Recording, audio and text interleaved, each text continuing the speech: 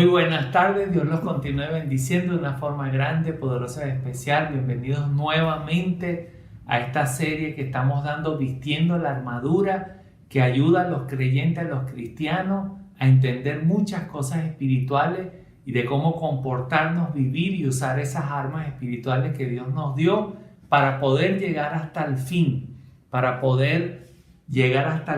y decir: gloria a Dios, acabé la carrera y he llegado para obtener mi bendición y mi corona que me espera en el cielo. Dios me los bendiga. Saludos especiales a mis padres, a mis hermanos de la iglesia armenia, a mis hijos, a todos los hermanos y amigos que siempre nos escuchan. Dios les bendiga. La pastora Bella. Amén. Dios les bendiga a todos, a todas, todos los que están escuchando esta transmisión en este día tan especial, que esta palabra toque tu espíritu y pueda ser transformado en el nombre poderoso de Jesús, porque sí se puede, en el nombre de Jesús. Amén. Bueno, y como siempre leemos en Efesios, porque estamos viendo una serie, esta es la tercera, vistiendo la armadura. Esta es la tercera, ¿ok? Por lo demás, hermanos míos, fortaleceos en el Señor y en el poder de su fuerza. Vestíos de toda la armadura de Dios, para que puedas estar firmes contra las acechanzas del diablo, porque no tenemos lucha contra sangre y carne, sino contra principados, contra potestades, contra los gobernadores de las tinieblas de este siglo, contra huestes espirituales de maldad en las regiones celestes. Por tanto, tomad toda la armadura de Dios, para que puedas resistir en el día malo, y habiendo acabado todo, estar firmes. Muy bien, muy bien. Te felicito. Gracias. Como podemos leer, como leímos ahorita, nos damos cuenta que en la palabra de Dios está la verdad. Y muchas personas leen, pero no adquieren el conocimiento. Y la Biblia dice: mi pueblo pereció por falta de conocimiento.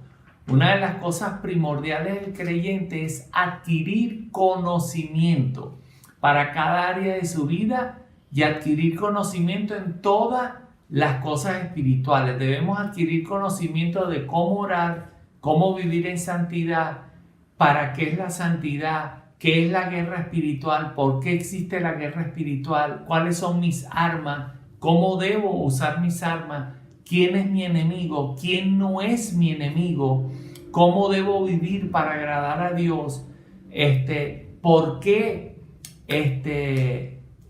debo ganar almas, por qué tengo que tener buen testimonio, por qué debo conocer el corazón de Dios. Todo esto lo debe saber un cristiano, cómo actúa Dios.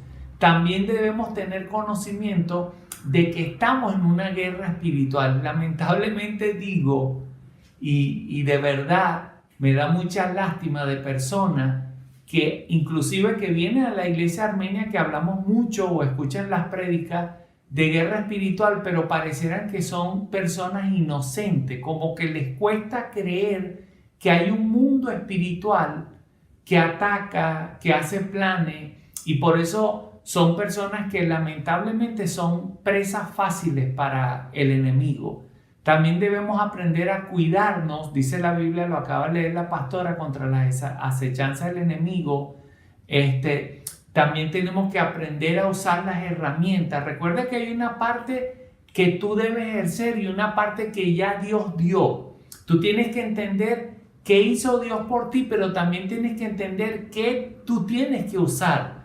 Por ejemplo, una persona que tiene lucha contra una atadura, entonces Dios dice ayuna, pero esa es la parte que tú tienes que hacer. Dios no va a ayunar por ti, tú tienes que ayunar. Y recuerdo en la prédica que yo di del ayuno, muchas personas me llamaron. Había una hermana que decía: pastor, yo desde niña me comía las uñas, y cuando escuché esa prédica ayuné y el Señor me libertó. Otra persona me llamó: pastor, yo era adicto a la pornografía, y bueno, en esa prédica hice un ayuno y Dios me liberó. Fíjense, son herramientas que las personas aprenden a usar. Ahora, también tú tienes que conocer los beneficios que Dios nos dio que Él hizo por nosotros. Por ejemplo, la semana pasada hablamos de su poder. También hoy, esta semana, vamos a aprender del sacrificio que hizo Cristo en la cruz, los beneficios de ese sacrificio que hizo en la cruz, que nos ganó, nos trajo sanidad física, espiritual, mental, nos dio el perdón total, nos dio la adopción, la aceptación, nos dio derecho de ser hijos de Dios. Y vamos a aprender ahora perfectamente por qué Cristo murió en la cruz, cuáles son los beneficios del sacrificio en la cruz del Calvario. Entonces, cuando no conocemos todos nuestros derechos, lo que Dios hizo por nosotros y usar las herramientas, muchas personas, por no saber eso, piensan cosas que no son. Por ejemplo, hay personas creyentes que dicen, es que Dios no me escucha, porque no sabe usar las herramientas y no conoce a Dios. Hay personas que dicen, por ejemplo, que caen en tentaciones. ¿Por qué? Porque no piensan que están en una guerra, que los llama una persona y piensan que esa persona no tiene mala intención, o los llama una pareja antigua y están casados, entonces caen inocentemente porque no piensan que están en una guerra. Hay personas que viven también en derrota por eso mismo. Ahora, como estamos viendo esta serie de la armadura de Dios y estamos hablando de la guerra, debemos aprender todo absolutamente sobre Él. Fíjense, hoy vamos a hacer hincapié sobre la sangre de Cristo y el beneficio de la sangre de Cristo cuando Él derramó sobre la cruz del Calvario. Las preguntas que debemos hacernos: ¿por qué fue una muerte tan horrible? Y ¿por qué, si Cristo la podía evitar, Él le dijo a Pedro que Él podía evitar eso? Cuando Pedro sacó la espada y comenzó a atacar a los soldados, Él le dijo: Pedro, guarda tu espada. Si yo le pido a Dios una legiones de ángeles acaban con todas estas personas. Entonces, ¿por qué Él hizo ese sacrificio voluntario? Se iba a hacer una muerte horrible. Tenemos que entender el por qué Él lo hizo. Entonces, ¿cuál fue el propósito principal de ese sacrificio, de esa muerte que a nadie le gustaría ir a ser torturado y morir?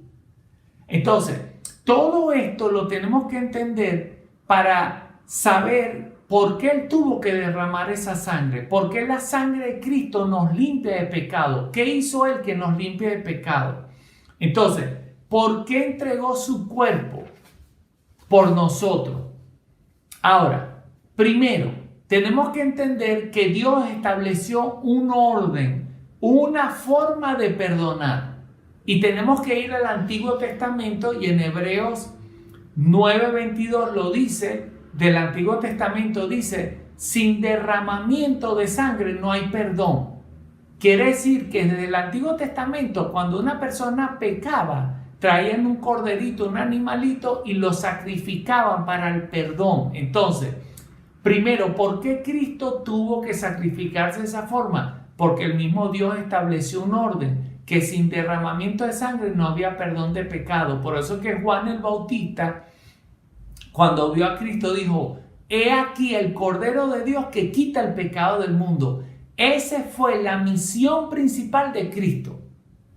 Morir en la cruz. O sea, todo lo que Él hizo era para llegar inocente, sin pecado, sin culpa, para sacrificarnos por nosotros. Ahora, si nosotros entendimos eso, y todos los cristianos entendemos eso, surge otra pregunta: ¿por qué entonces la sangre de Cristo, como estamos hablando ahora de la guerra espiritual, es un arma espiritual? Ya lo vamos a ver. Entonces, el sacrificio de Cristo es una de las mayores armas espirituales, tanto para defendernos como para atacar a las tinieblas, al enemigo. ¿Por qué? Fíjense, porque Él causa un efecto en nuestra vida. Él te da derecho de ser hijos legítimos de Dios, y Él te da el perdón absoluto y total. Fíjense que en Apocalipsis 12, capítulo 12, versos 10 y 11 dice que fue lanzado el acusador de nuestros hermanos, el que acusaba de día y de noche. O sea, la sangre de Cristo. Y el el 11 dice luego de esto, dice, y ellos le han vencido por la sangre del Cordero. Quiere decir que la acusación, el derecho que tenía el enemigo sobre nosotros fue quitado. Porque él tenía un derecho, él te podía decir, tú adulteraste, tú robaste, tú eres un ladrón, tú eres un adúltero. Ese derecho Cristo se lo arrancó cuando él murió en la cruz del Calvario. Imagínense el tremendo beneficio. Ese derecho que él tenía de acusarnos, de condenarnos, de afligirnos a través de la cruz de Cristo, él lo desarraigó. Ahora, ¿por qué el enemigo nos da derecho? Dios nos da un derecho legal por el sacrificio de Cristo. Ahora, porque el enemigo es un acusador. Y si tiene derecho legal en algo, sea creyente o incrédulo, él te va a atacar y te va a perjudicar. Entonces, fíjense, ya los vamos a ir llevando. Quiere decir que cualquier pecado no confesado o que tú estás practicando o cualquier pecado involuntario, como sea, que no haya un arrepentimiento, le vas a dar derecho legal al enemigo. Y fíjense lo que me pasó una vez, para que ustedes se den cuenta cómo es el mundo espiritual. Una vez yo estaba ministrándole liberación a un muchacho que tenía varios problemas. Tenía problemas de ira, de rechazo, de lujuria. Entonces el día que empezamos a ministrarle lujuria, las áreas de la lujuria, cuando yo oro por él, el muchacho cae al piso inconscientemente, empieza a retorcerse, él pierde el conocimiento. Entonces cuando yo empiezo a ordenar, decirle fuera en el nombre de Jesús, ese espíritu de lujuria se volteó y me miró y me dijo, tú me vas a sacar de aquí si tú hacías lo mismo. Fíjense, ¿ven lo que dijo? Tú hacías lo mismo. Y como no conoce la Biblia, yo le dije al demonio, al espíritu, sí, yo hacía lo mismo, pero me arrepentí, ya no lo hago. Y por eso yo tengo derecho contra ti. Fíjense, cómo el enemigo sabe lo que tú hacías y cómo en ese momento dijo, tú lo hacías. Tenía toda la razón, pero él sabía que ya no tenía derecho sobre mí. Entonces fíjense ahora cómo opera esto en el mundo espiritual. Y vamos a leer la historia de una persona que no tenía a Cristo, que no tenía el perdón del pecado, y ellos decidieron, porque vieron al apóstol Pablo echando fuera demonios, entonces ellos decidieron, porque se daban cuenta que Pablo decía en el nombre de Jesús sal, y el demonio salía. Entonces ellos quisieron practicar lo mismo que hacía el apóstol Pablo, pero sin tener el perdón, el arrepentimiento de los pecados. Léelo. Está en Hechos, capítulo 19, desde el 11 al 16. Y hacía Dios milagros extraordinarios por mano de Pablo, de tal manera que aún se llevaba a los enfermos los paños o delantales de su cuerpo, y las enfermedades se iban de ellos, y los espíritus malos salían.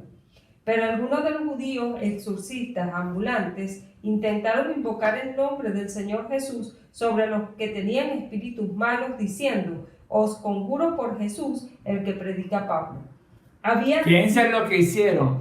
Les digo en el nombre de Jesús que predica Pablo. O sea, ellos no estaban redimidos, no estaban santificados, no estaban limpiados por la sangre de Cristo.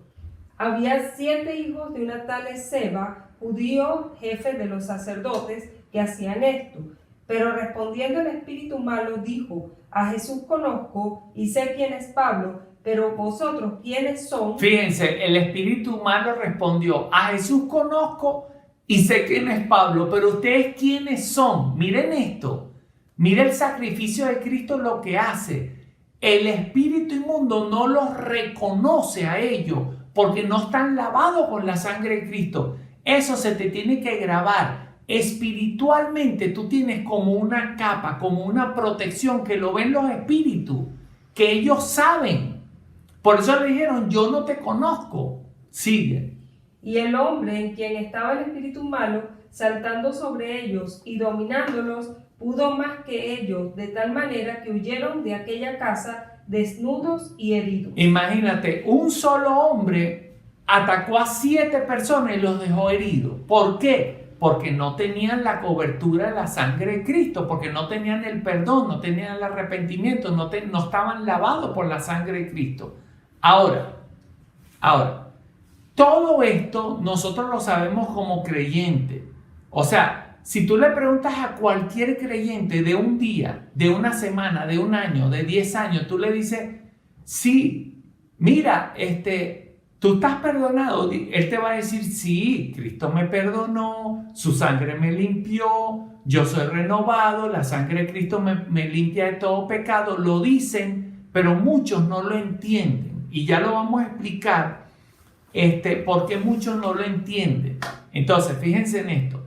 Debemos entender que la sangre de Cristo, lo primero que tenemos que entender, quita el mayor problema que tienen los seres humanos, mi hermano, y eso se llama pecado. Te quita de la culpa, de la consecuencia del pecado que tú cometiste, de los errores que tú cometiste desde tu infancia hasta que tú le pides perdón a Dios, de todos esos errores, de las consecuencias del pecado que te deprime, te aflige, te desanima, le da derecho al enemigo. Ok, Él te libra de esa consecuencia, que es lo mayor que puede recibir una persona, que le digan, ¿sabes qué? Tú has sido perdonado de tus pecados. Ahora, escuche bien, pero escuche bien lo que le quiero decir. Nosotros como creyentes somos perdonados, pero jamás dejamos de pecar. Entonces dirá, wow, ¿cómo es eso? Ya le voy a explicar. Usted ha sido perdonado, tú le pediste perdón a Dios, te apartaste del pecado. Supongamos que tú robabas y llegaste a la iglesia, le pediste perdón a Dios. Wow, Señor, yo te pido perdón, ya voy a dejar de robar y más nunca roba. Bueno, te voy a decir algo, jamás te puedes librar de los pecados, porque dejaste de robar, pero puedes pecar de otra forma y ya lo voy a explicar. Ahora, fíjense esto, vayan en el pensamiento. Primero Dios nos libra la culpa del pecado, pero ¿cuándo la libra? Fíjense, cuando tú te arrepientes le pides perdón.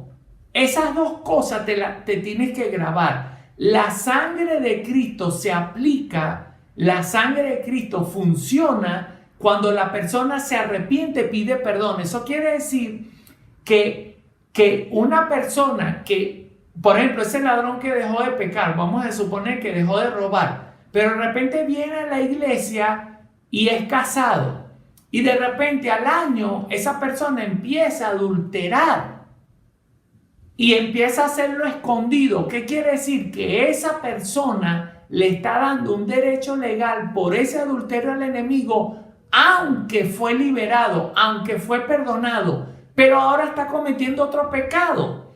Y si él en ese adulterio no se arrepiente, no le pide perdón a Dios y no se aparta, la sangre de Cristo no va a hacer su efecto. ¿Y qué va a pasar con él? Si sigue adulterando, los espíritus inmundos los van a volver a tomar. Él le da un derecho legal al enemigo, comienza a hacer un daño en su vida espiritual y le abre puerta al enemigo. Entonces, ¿por qué? Porque le dio ese derecho legal. Fíjense, en estos días nos llamó una persona que en su casa habían seres espirituales que movían objetos, que se les aparecía, les cerraban las puertas, etc. Entonces, cuando yo empecé a hablar con la hermana, ella me cuenta que ella y su esposo eran creyentes, pero su esposo se empezó a enfriar espiritualmente y ellos tenían una casa en otro lugar fuera de Caracas y el esposo iba de vez en cuando a la casa, pero cuando iba a esa casa mantenía relaciones adúlteras con una muchacha y la muchacha era santera. Y resulta que esa muchacha santera tenía un amigo o un hermano que era babalao, que era un brujo de más alto rango, y resulta que en esa relación él pelea y discute con la persona y esa persona bruja le hace un trabajo de brujería a su esposo y lo maldijo con una maldición y al tiempo esa persona murió siendo cristiano.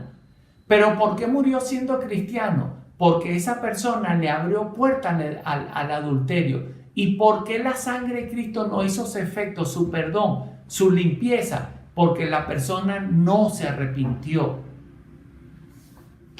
Entonces, ahora volvemos, ya les voy a ir llevando. Entonces, como no hay nadie que deje de pecar, no he conocido ninguna persona, empezando por mí, que después de pedirle perdón a Dios, dejamos de pecar. Entonces, viene otro gran problema. ¿Cómo hago yo? Si ya yo soy cristiano, si ya yo me arrepentí, si ya yo le pedí perdón a Dios, ¿cómo hago yo si no puedo dejar de pecar? Entonces, ¿cómo me voy al cielo? Ya les voy a explicar cómo mantener su vida limpia y en santidad, porque nunca podemos dejar de pecar. Yo recuerdo que una pastora se dio cuenta de eso, le dijo, Señor, pero ya va, yo soy pastora y no hago pecados premeditado, pero de repente siento envidia, de repente me molesto, de repente me viene un mal pensamiento. ¿Y cómo hacemos si ya yo soy cristiana? Entonces, en una visión vio un ojo, veía el ojo y el Señor le decía, ¿qué es eso? ¿Qué tiene que ver esto con lo que yo te estoy diciendo? Entonces el ojo parpadeaba y el Señor le dijo, cuando tú pecas y pides perdón, es como la velocidad de ese parpadeo del ojo. En ese momento yo te limpio con la sangre de Cristo. Entonces, ahora, si no podemos dejar de pecar, pero le damos gracias a Dios que al mismo tiempo Él nos quita de esa condenación, nos quita de la culpa del pecado, pero aunque Él nos libra de todo eso y delante de Dios somos limpios, sin mancha, sin condenación, entonces, ¿qué debemos hacer? Aprender a mantenerlo limpio, sin mancha y sin condenación. Tenemos que aprender a vivir así. Pero tú dirás, pastor, pero yo sigo pecando. Bueno, tienes que aprender toda la vida a pedirle perdón a Dios y a arrepentirte por cada pecado que haces. Ahora.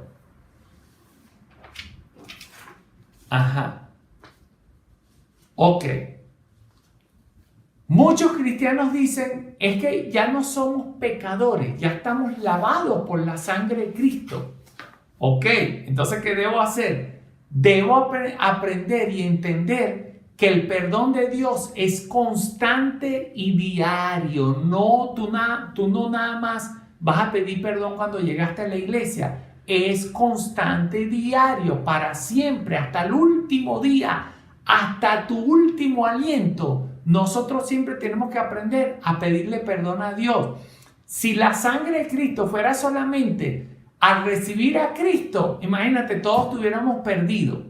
Ahora, ¿por qué entonces tú dices, pastor, pero por qué seguimos pecando? Porque yo dejé de pecar. Mentira. Y eso es lo que quiere el diablo, que tú pienses que dejaste de pecar para que tú le des un derecho legal y ese derecho legal te va a afligir. Ya se lo voy a explicar. Ahora, hay muchísimas formas de pecar. Hay pecados premeditados, hay pecados que se cometen con el cuerpo, hay pecados que se maquinan, que esos son los peores, hay pecados involuntarios, hay pecados ocasionales y hay pecados de la mente. O sea, hay muchos, pero vamos a hablar de los principales. Ahora, por ejemplo, los pecados con tu cuerpo, vean esto. Por ejemplo, un pecado con mi cuerpo es robar. Yo veo algo, lo agarro con mis manos. Estoy usando mi cuerpo para robar. Un pecado con el cuerpo es adulterar. Ir y acostarme con una persona que no sea mi esposa. Un pecado con el cuerpo es matar. Ahora, ese mismo pecado con el cuerpo, tú lo puedes hacer con la mente. La Biblia dice que tú puedes matar, adulterar y robar con tu mente. O sea, en otras palabras, se lo voy a explicar. El solo hecho de sentir un deseo hacia lo malo y pensar en ese deseo delante de Dios, ya es pecado. Ahora le pregunto a usted, ¿cuántos malos deseos te ha tenido? ¿Cuánto entras a una casa y la ves que es bonita y de repente, como dice un hermano, sientes una santa envidia? y dices, wow, pero esta casa sí es bonita, y te viene algo de un sentir de envidia. Ya pecaste. ¿Cuántas veces sientes odio o sientes en tu corazón y lo deseas que a una persona le vaya mal? Todo eso es pecado. También hay pecados circunstanciales que vienen de la nada, y también hay pecados premeditados, que esos son los peores. Entonces, pero de una u otra forma nosotros pecamos. Fíjense, los pecados premeditados, una vez me llama una persona, entonces me dice, pastor, me está sucediendo esto, resulta que yo tenía una relación de mucho tiempo atrás, ya yo estoy con mi nueva pareja, ya nos casamos, pero entonces esta persona me escribe, resulta que escribimos y yo siento cierto afecto hacia él, pero no nos hemos visto, y ese deseo es como un adulterio. Entonces la persona comenzó a enfermarse, comenzó a atormentarse, comenzó un poco de cosas. Entonces cuando me llama, me confiesa lo que estaba haciendo. Entonces le dije, mira, ese pecado premeditado, constante y activo, le estás dando el derecho legal al enemigo porque te está enfermando, te está afligiendo, porque no estás arrepentido. La sangre de Cristo hace su efecto cuando me arrepiento y le pido perdón. Entonces, cuando esta persona entiende eso y ya tenía el deseo de arrepentirse, se arrepiente, oramos por esta persona y tuvo una liberación y tuvo una libertad. ¿Pero por qué lo tuvo? Si era cristiano, si vivía, si amaba a Dios, porque le estaba dando derecho legal al enemigo. Entonces, ¿dónde está el error del cristiano? Fíjense esto. Que ellos piensan que son perfectos, que no necesitan perdón, que lo saben todo, que saben mucha Biblia, que podemos juzgar a los demás, que no necesito corrección, porque ya la sangre de Cristo me limpió de todos mis pecados. Y ese es el error del creyente. Ahora, ¿cómo le demuestro yo esto que yo le estoy diciendo? Vamos a leer Primera de Juan, capítulo 1, versos 8, 9 y 10, y el Primera de Juan, capítulo 2, 1 y 2. Si decimos que no tenemos pecado, nos engañamos a nosotros mismos, y la verdad no está en nosotros. Si confesamos nuestros pecados, Él es fiel y justo para perdonar nuestros pecados. Ok, si decimos que no pecamos, somos mentirosos. Pero si confesamos los pecados, somos perdonados. Eso quiere decir que cada vez que te venga un mal pensamiento, tú tienes que decir, Señor, perdóname. Pero claro, al mismo tiempo que le pides perdón, vas a tratar de dejar de hacer eso. Pero le pides perdón y no lo practicas. Sí. Si decimos que no hemos pecado, le hacemos a Él mentiroso y su palabra no está en nosotros. Hijitos míos, estas cosas les escribo para que no pequen. Y si alguno hubiera pecado, abogado tenemos para con el Padre, Jesucristo el justo.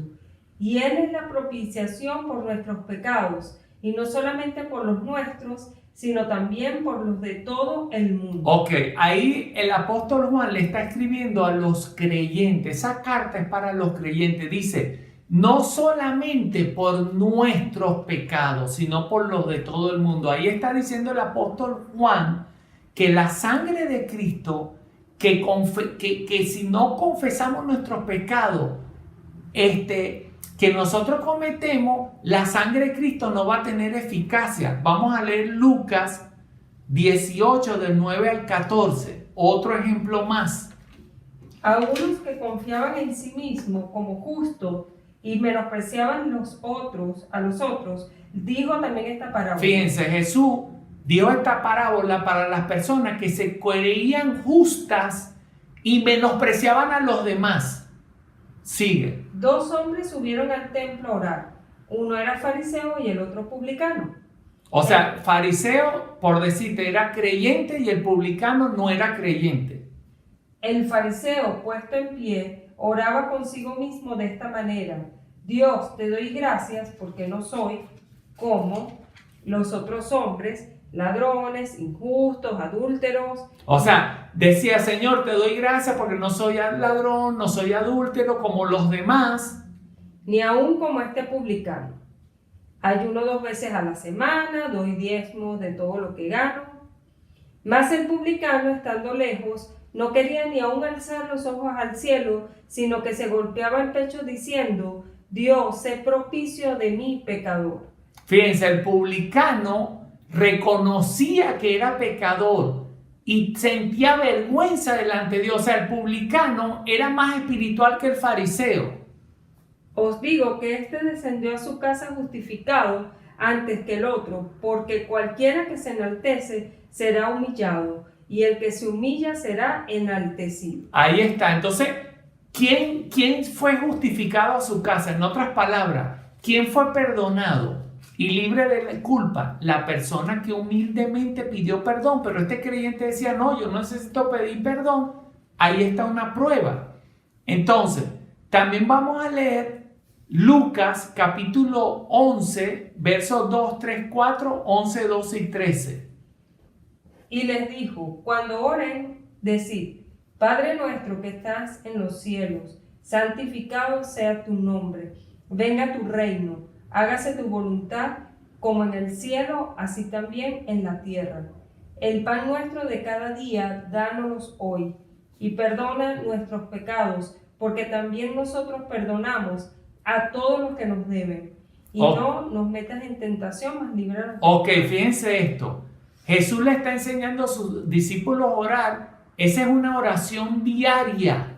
O sea, en esa oración diaria, ahí Dios muestra las principales peticiones que tiene que hacer una persona. Primero, cuando dice Padre nuestro, está diciendo Dios que nosotros tenemos la necesidad de ver a Dios como un Padre y también tenemos el deber de adorarlo, honrarlo y amarlo. La otra necesidad diaria de todos los días, decir a Dios que venga su reino, que se establezca su reino aquí en la tierra, que haya justicia, que haya paz, que haya perdón, que las almas se salven. Ok, que sean señales, maravillas y prodigios. También la otra necesidad diaria es decir, Señor, que se haga tu voluntad en la tierra como en el cielo. Eso quiere decir que todos los días tenemos necesidad de pedir en todo momento, en toda ocasión, en todas las cosas y en todo lo que hacemos, la voluntad de Dios. O sea, todos los días tú tienes que pedir la voluntad de Dios o hacer la voluntad de Dios en todo lo que tú haces, en tus decisiones. Lo está diciendo, es una necesidad diaria. Esa oración es diaria. Y lo otro, que aquí viene el tema, dice, perdona. ¿Cómo es que dice? Perdona y perdona nuestros pecados, porque también nosotros perdonamos a todos los que nos deben. Perdona nuestros pecados. Fíjense esto. Jesús está diciendo, pide perdón diario por tus pecados. Esa es la oración diaria, pedir perdón por nuestros pecados. Y no dice, no pidas perdón porque ya tú fuiste perdonado. Jesús no está diciendo, no, ya tú fuiste perdonado, no sigas pidiendo perdón. No, pide perdón, mantén tu actitud humilde todos los días de tu vida para que la sangre de Cristo haga su función. Y fíjense lo que dice el verso que está hablando de la oración, sigue, pero vamos a leer el verso 11, 12 y 13. Jesús está hablando de la oración, pedid y se os dará. Sigue hablando, y luego. ¿Qué padre de vosotros, si su hijo le pide pan, le da una piedra? ¿O si pescado, en lugar de pescado, le dará una serpiente? ¿O si le pide un huevo, le dará un escorpión? Pues si vosotros siendo malos saben dar buenas dádivas a vuestros hijos, ¿cuánto más vuestro Padre Celestial dará el Espíritu Santo a los que se lo pidan? Fíjense, entonces, mira el versículo clave. Él hace la comparación de un padre con un hijo y le dice, si tu hijo te pide pan, tú no le vas a dar una piedra. Entonces, él sigue explicando y luego abajo dice, o sea, él hace una comparación, un ejemplo de lo que estamos hablando ahora, de un padre con un hijo. Entonces dice, y si ustedes siendo malos, fíjense cómo Dios nos dice, siendo malo, ahí malo es imperfecto, que todavía hacemos maldad involuntariamente, a veces pecamos, a veces hasta voluntariamente pecamos, y nos dice, si ustedes siendo malos saben dar buenas dádivas a sus hijos, ¿cuánto más Dios? ¿Qué está haciendo aquí? ¿Qué está diciendo Dios aquí? Que nosotros siendo imperfectos, y somos imperfectos, y Dios nos está diciendo, ustedes son malos, quiere decir que Dios conoce nuestro corazón. ¿Cómo trata un padre a un hijo? Ah, mira, muchas veces un niño viene donde su papá y el papá sabe que está mintiendo. El papá sabe que lo está engañando. Pero es el amor del papá. Él conoce que su hijo está haciendo cosas indebidas, pero el papá lo sigue amando. Pero el papá lo sigue amando, pero esperando que su hijo un día le pida perdón. Le pida, Dios, papá, yo hice esto malo, por favor, perdóname. Perdóname porque yo quiero ser restaurado. Entonces, en conclusión, ¿qué podemos sacar de esta conclusión? Que para mantener nuestra vida limpia, tú tienes que aprender a pedir perdón y arrepentirte. Tratar de que ese pedir perdón y arrepentirte. Segundo, tienes que entender que la sangre de Cristo es un perdón total. Que en el momento que tú pides perdón, el diablo se queda por fuera. No importa el pecado que tú cometiste, Dios te libra de acusar, de condenar, de todo. Te libra de todo eso, quedas totalmente perdonado. Por eso que el ladrón de la cruz, que había robado un poco de gente, estaba en la cruz, imagínate, por esos actos delictivos, le pide perdón a Jesús y en ese momento, después de su muerte, es llevado al cielo. Eso quiere decir que el perdón de Dios es total. Entonces, ¿qué tenemos que aprender de esto? Que el enemigo no te puede acusar, no te puede señalar y no tiene derecho legal en ti mientras tú mantengas una actitud de arrepentimiento y de perdón, de reconocer tu culpa. Por eso que es un arma espiritual, porque el enemigo no tiene forma de acusarte, de atormentarte, de afligirte. Luego, Dios, también tienes que entender que Dios te da lo más bello de esta tierra, que es la aceptación de Él. En ese momento del sacrificio de Cristo, Dios te acepta. También tienes que entender que el perdón de los pecados es todo el perdón. También tienes que entender que te quita la culpa, esa carga, esa duda de que tú dices, cónchale, es que yo hice esto por tantos años y yo perjudiqué a tantas personas. Bueno, eso, el perdón es total. Te libra de la baja autoestima porque tú sabes que fuiste aceptado por Dios, pero también tienes que tener cuidado también, porque sacamos esta conclusión de creerte que eres muy bueno y muy justo como el fariseo que decía, yo no soy como los demás, yo no soy pecador como los demás, yo estoy limpiado, yo soy justo, está bien, yo también soy limpiado, tú también eres limpiado, pero recuerde, mi hermano, jamás dejamos de pecar. Ya sea de pensamiento, de cualquier forma, jamás dejamos de pecar. O sea, Dios nos quita, nos libra de la culpa del pecado, pero nosotros tenemos que estar conscientes siempre de pedir perdón a Dios. Ahora, por ejemplo, si usted me pregunta ahorita, ¿cómo te sientes tú? Yo te digo, mira, me siento feliz, gozoso y libre porque Dios me perdonó. Y tú dirás, ¿y por qué te sientes feliz, gozoso y libre si eres pecador? Porque yo aprendí que en cada error que yo cometo, arrepentirme y pedirle perdón a Dios. Me mantengo en esa felicidad, me mantengo en ese gozo. Y gracias a Dios que no soy un pecador que me pongo a pensar cómo voy a pecar. No, porque ya contristaría al Espíritu Santo.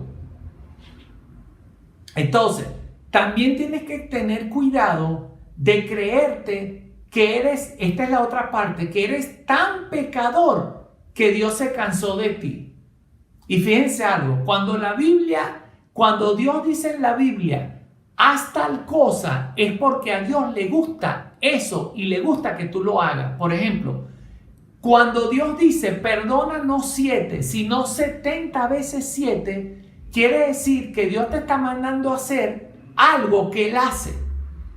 Entonces no te puedes cansar, y Dios no se puede cansar porque Dios te perdona 70 veces 7. Dios no se cansa de ti. Si Dios nos dice haz eso con tu prójimo, es porque lo hace con nosotros. Quiere decir que no te tienes que desanimar, que tienes que seguir y seguir.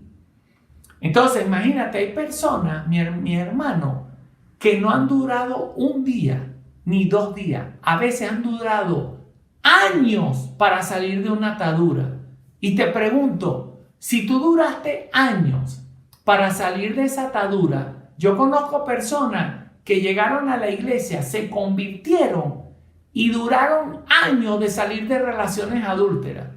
Entonces yo digo, si Dios tuvo esa paciencia contigo de haber salido de esa relación adúltera o de hacer otras cosas, entonces quiere decir, oye, que Dios tiene paciencia contigo, que Dios te perdona las veces 70 veces 7. Lo otro también, el otro que tienes que cuidarte, el otro extremo es que pienses que mereces la condenación, la culpa, porque no vales nada, porque eres pecador. Ese es el otro extremo. De pensar que ya no vales nada, que no eres aceptado por Dios. Ya te estás yendo al otro extremo. Un extremo es, no necesito perdón porque soy perfecto. Y el otro extremo es, soy demasiado pecador y Dios se cansó de mí. Tienes que tener cuidado. Y lo otro, no digas nunca, yo perdí mi tiempo en esta vida.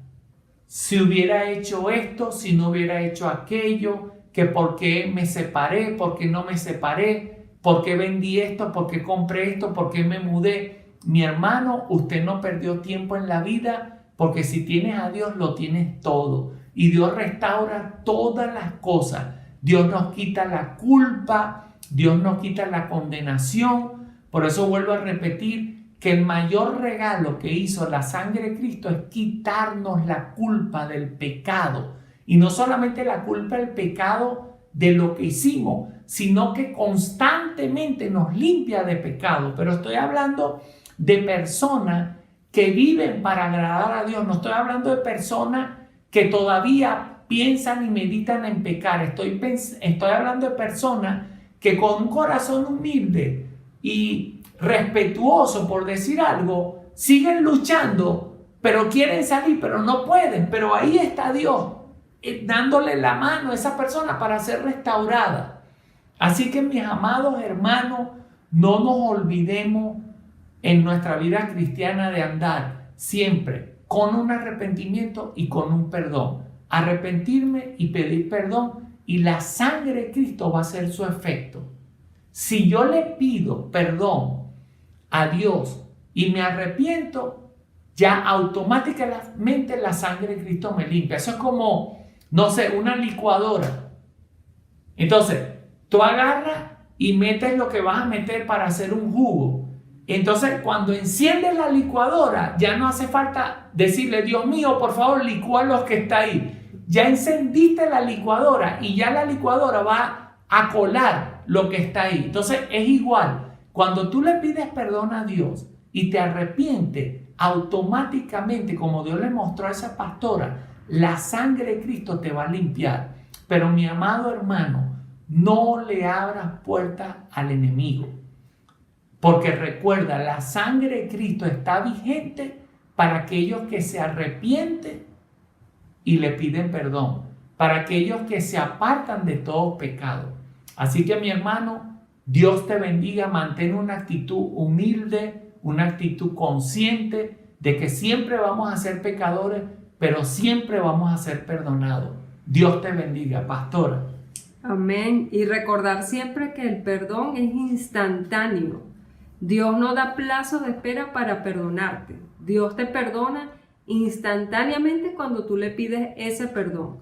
Así que no cargues culpa de ese pecado por qué lo hice y recordarte todos los días. No, te arrepentiste, le pediste perdón a Dios y Dios vuelve a estar feliz contigo porque Él se pone muy contento cuando le pedimos perdón de corazón. Ok, nuestros anuncios semanales, todos los martes, nuestro estudio bíblico con los pastores Jonathan y Sonic Oradikian. Todos los martes estamos por la cuenta Ancla de mi Fe a través del Instagram y del Facebook, así que no te lo pierdas a las 10 de la noche. Los miércoles y viernes nuestras enseñanzas semanales están posteadas a través de nuestra Instagram y Facebook. Los días jueves tenemos el servicio de oración en vivo, es una mega bendición todos los días jueves a las 6 de la tarde y todos los domingos aquí en nuestra prédica semanal con nuestro apóstol Bardán, así que no te lo pierdas, llama al vecino, llama al abuelito, a la abuelita, que todos en familia puedan escuchar esta prédica y de paso compártela con tus amigos porque es muy importante. Dios los bendiga mucho. Amén. Chao, chao, chao.